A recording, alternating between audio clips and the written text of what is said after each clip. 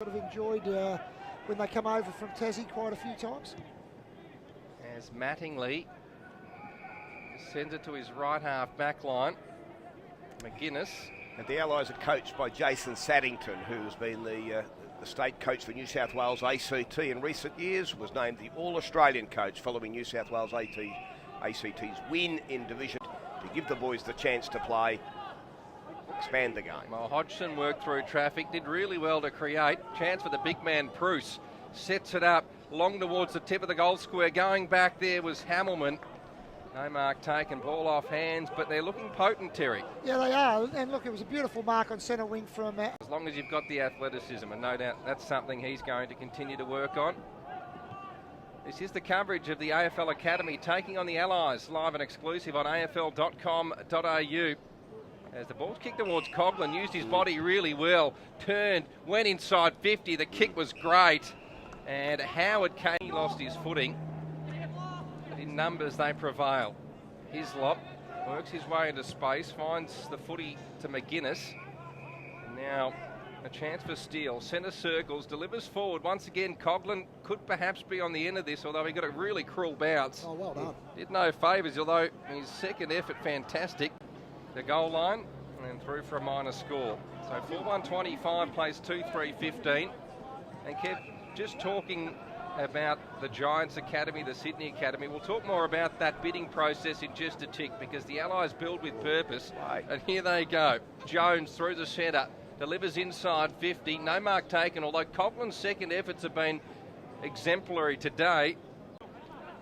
Good contest at the moment. There's not much between the two sides. The efficiency ratings going with the Allies, but I think Academy boys playing good as well. Curnow, the ruck work and the roving. Here's a chance. Sushams couldn't get boot to ball, but tell you who could, that was Argus. He kicked the goal from point-blank range.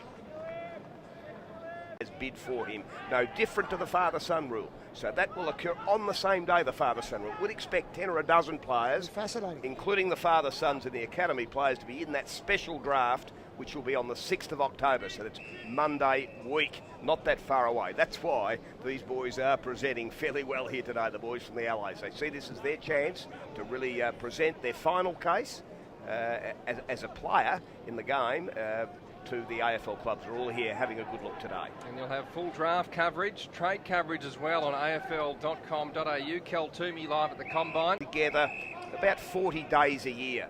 A camps-based program, so they come from every state and territory of Australia, and this is the great thrill that they get to play on the MCG, represent their country, and also they in January will head across to the US for a pre-season camp. So plenty of exciting times ahead for these boys. Jones did well, worked all that often this morning.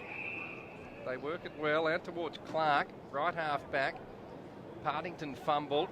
The Allies have to get rid of it. That's a good tackle. Perhaps one last roll of the dice. 30 seconds and counting here for the Academy boys. Ben Keys tucks it under his arm, then runs through the centre, delivers well towards up. Davis could have gone for that mark and instead left it for Ubergang. Good name that. Kicked inside 50. Howard on the lead. Has to accept on the bounce, like the handball off to McGuinness one way, then another. Tried to exchange there with Howard. In the end, they've coughed it up. A chance for the AFL Academy boys to repel, although Clark's kick was hurried. Well-weighted ball. And he sits it up. Keys has to stand tall. Good pressure applied by foot. Won it back for the Allies. Chance for the running Steele.